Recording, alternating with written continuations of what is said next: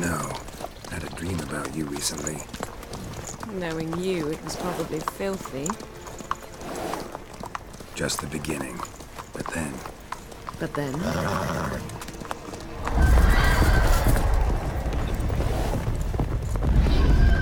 Rise now!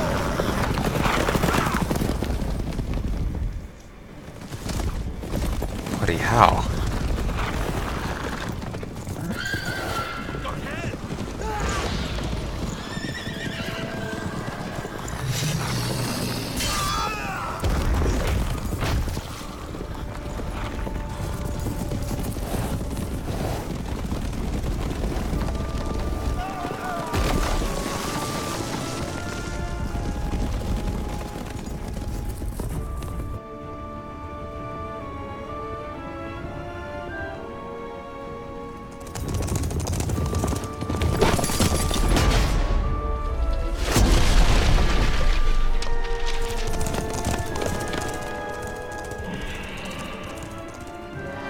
As we learned, the Wild Hunt's physical. We'll talk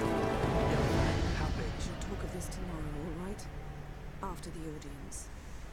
As we learned in the last thing, for important people, the Wild Hunt sends physical avatars. For everyone else, it's a ghost. The bard's tale begins near White Orchard, with my dear friend Geralt of Rivia seeking his lover of yore, the sorceress Yennefer.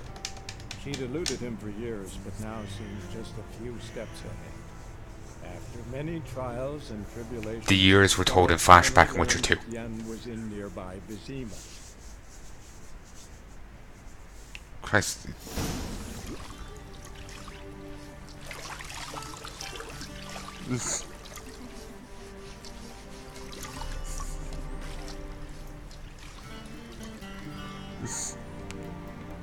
He ain't anatomically correct.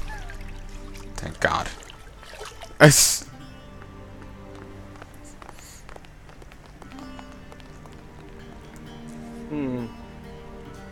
It must suffice.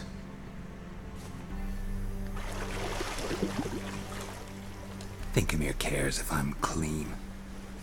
The gentleman will refer to His Imperial Majesty by his full title or not at all. The gentleman will be seated on the bergère. The what now? In that chair. Catwin, please shave the gentleman's sideburns to half an inch.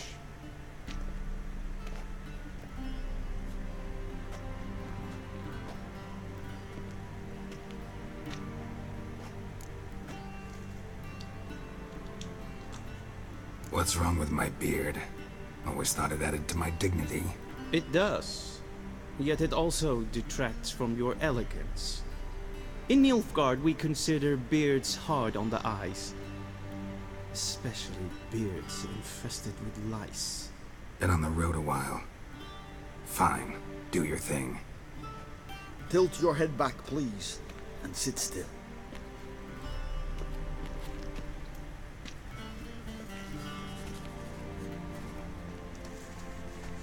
How goes it?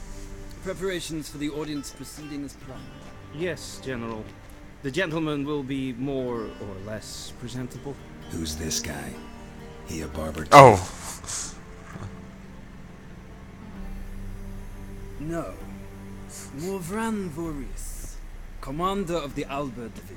They're so patient. Yennefer's escort. They were my men. All of them. Indeed, were. For none have returned to Vizima, have they? I truly wonder what happened on the road yesterday. Perhaps you could enlighten me. You have time. And a razor to your throat.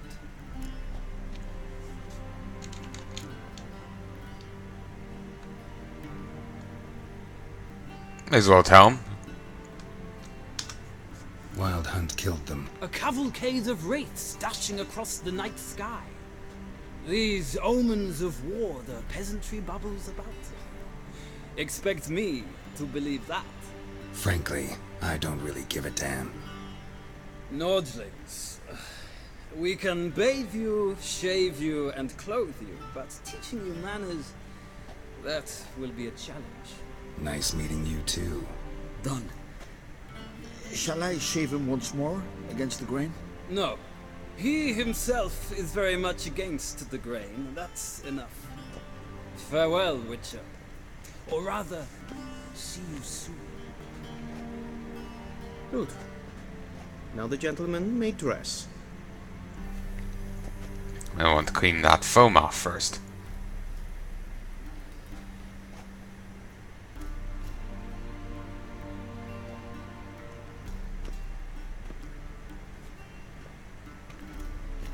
Sadly, I did not receive exact measurements.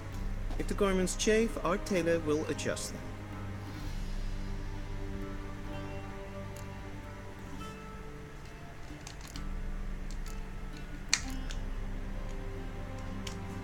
Where are my clothes? Where they should have gone long ago, with the laundress. They will be returned to you after the audience, clean and starched. The gentleman will tell me once he has chosen an outfit. Oh, the foam's already gone. All potions and bombs are consumed on use and can run out. To replenish your stocks of these items, enter the meditation panel. If you have already alcohol in your inventory, will automatically be used to create a new batch of every alchemy item you have. That's nice. I don't like the one in the middle. Oh, it seems like the top half of a dress. That works well.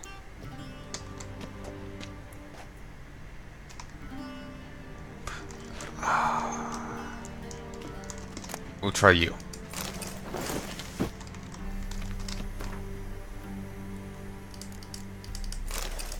Behold, the spontaneously generating clothes. And I still have the towel. Fantastic. Black suits the gentleman. Does the outfit satisfy the gentleman? A studded doublet and a sword on my back. That's what would satisfy me. But tough. When in Nilfgaard. Yes. It's a saying. So what now? Powder my nose? No need.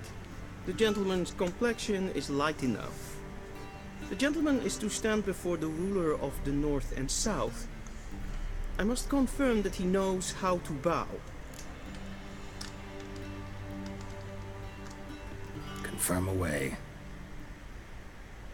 Please watch. Leg extended, hand flat, head down, chin to chest. The gentleman will rehearse.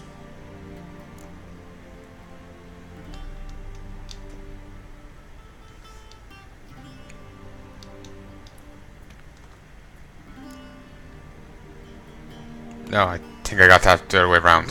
Wrong. Once more. Leg extended, hand flat, head down, chin to chest. The gentleman will rehearse. Okay. Left leg forward, right hand on chest.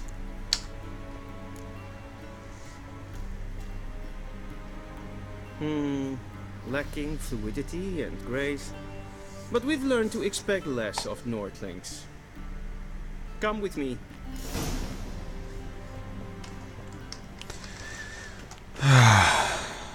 The gentleman will address the Emperor only when asked to, and using the appropriate title. Your arch-magnificency? I see the gentleman is in the mood for jests. I fear the Emperor might We were not here share before. his disposition. Your Majesty will suffice. Spoken loudly, clearly, and with respect. Oh, I think I might have cut him off. But we were in this room before in Witcher 1. What a flashback. This used to be his bedroom. Aden in Karn eb Marvut. Emhyr var Emreis. Bow. Let's play nice. It's for the best.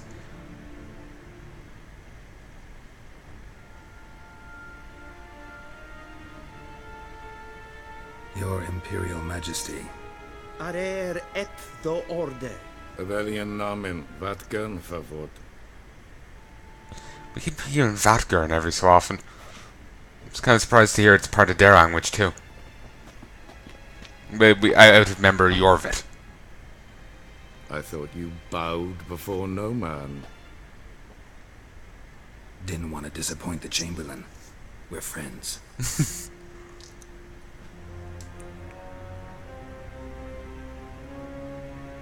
Take it you didn't summon me to reminisce about the good old days, so... Silence. My daughter Cirilla, she's returned. And she's in danger. That is a horrific The wild portrait. hunt pursues her. You will find her and bring her to me. Are you sure? Ciri left. Went far, far away. Do you believe I drag you here in the middle of a war to discuss a rumor? I think anyone can be wrong, even an emperor. I had forgotten how insolent you can be. I haven't the time to convince you, nor the desire, in fact. Yennefer will do that after the audience. How many men in your army? 20,000? 30? So why me? You know why. Because she trusts you. She trusts me, yes. So tell me why you're looking for her. Doubt it's about making up for all those lost years. For reasons of state, as always. Enough of this banter. You will agree regardless. If for no other reason than because I shall pay you. More than you customarily receive for a contract. Considerably more. I need information, not motivation. Ciri leaves few tracks. She'll be hard to find. My corps of spies will help you. Count on them, and my army, should the need arise. Yennefer will tell you the rest. This audience is finished. Mererid! Take him to the sorceress.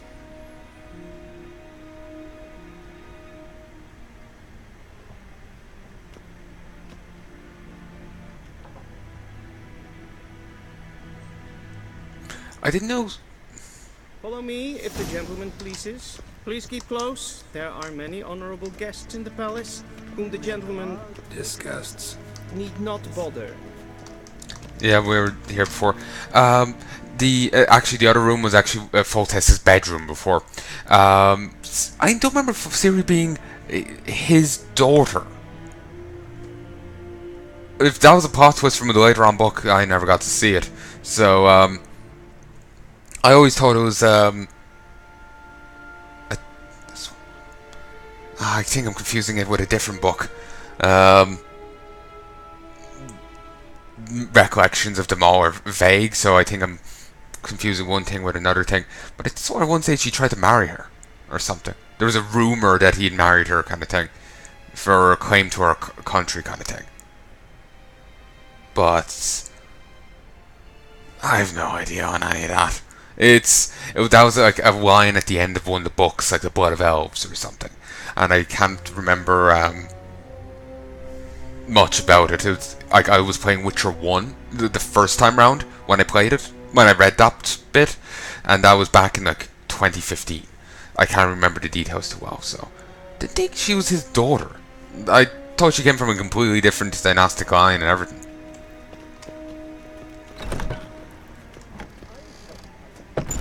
In the morning, and it's past noon. Calm yourself. What? Do you know who you're talking to, Soldier? I'm Herivard the Second, Prince of Elanda. Not only am I made to wait here like a supplicant. Novigrad's so neutral.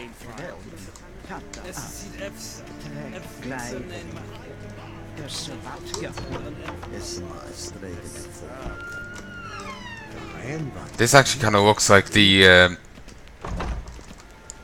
remember where we killed the Grand Master?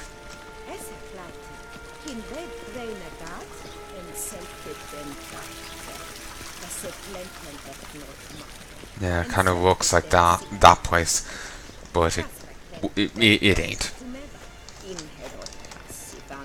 Once the gentleman is done, he should see me to retrieve his possessions.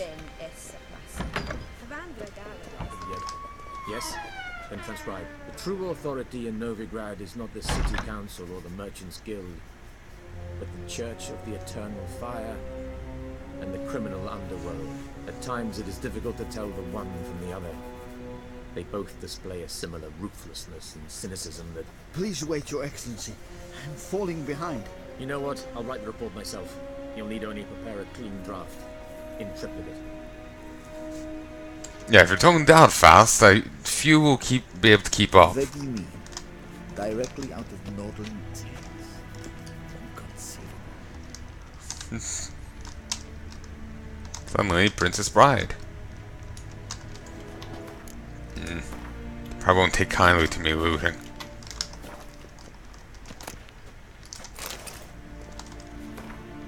What is a non-human? The answer is very simple. As the very name suggests, it is something which resembles, and yet nonetheless is not, a human. Though it walks on two legs, speaks a tongue similar to our own, dresses in similar attire, it is all the same as more in common with base beast than a noble man. Dwarves are like moles. They feel best underground and avoid direct sunlight. They live in filth, forever smudging themselves in mud and slime. They love everything that can be found within the earth. Rocks, metal, minerals of all shapes and colour. It is also said that, like their kindred moles, they readily feed on worms, roaches, and other night crawlers. Halflings, for their part, are more reminiscent of gophers. Fat, lazy, and loud in that typical rodent way. Their minds are filled with only thoughts of food and drink, which they steal from other, nobler beasts, and greedily squirrel away in their hovels. They are marked by a cruel craftiness. You could be dying of hunger, and they will not share a meal with you. You could be howling from poverty, and they could be swimming in gold, and yet they would still fleece you to the last crown. You could do nothing but good to them, and they would still stab you in the back. Elves, in turn, seem related to the birds of prey that dwell in far-off Scoia'tael. They care most for coloured feathers. They would most readily spend all day staring at their own reflections in the water and singing their own praises. They are so washed in self-love that they no longer feel any desire towards members of the opposite sex of their own species. Their appearance, unquestionably pleasant to the eye, is highly misleading, for they are extremely cruel, and any who judge them by looks alone they first dupe, then kill in cold blood. The best proof of this, the so-called Scoia'tael. Bandits have claimed to fight for freedom, but in truth only long to kill humans. All these so-called elder races, all these vile so-called elder races, are, to our great fortune, slowly dying out, though it fills the heart of every right-thinking man at the thought that his great-grandchildren will never know them. That in their day, dwarves, halflings, and elves will be mere fairy tale characters used to scare young, impressionable children. Geralt, that tunic. You look positively smashing. Dying to take it off. I'd consider that a proposition under different circumstances. One I might even take you up on. But we've matters to attend to. Now do you understand why I'm at Emhyr's court? And seems we're in the same boat now. Ciri, she's really back? No chance he's mistaken? Look. That's more or less what she looks like now. Or so our agents claim. Our little witch has grown into a young lady.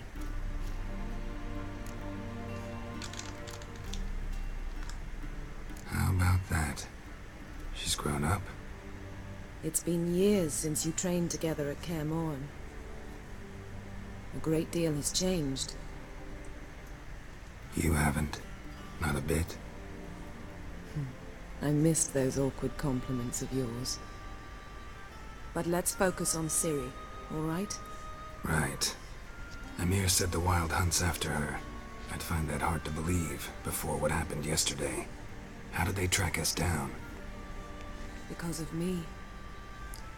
You see, I've spent months searching for Ciri, using locating spells, haruspicy, geomancy, anything, really. I knew the Wild Hunt might sense it, perhaps even find me, but I thought I'd tricked them. Well, guess you were wrong. I've sensed them on my trail, hunting me, for some time. If not for you and Emhyr's soldiers, they'd have gotten what they were after. I can't risk another encounter like that. It's time to put away the magic, turn to more traditional methods. To the best tracker I know. You must find her, Geralt. Before the Wild Hunt does. The Wild Hunt? What could it want from Ciri? I've no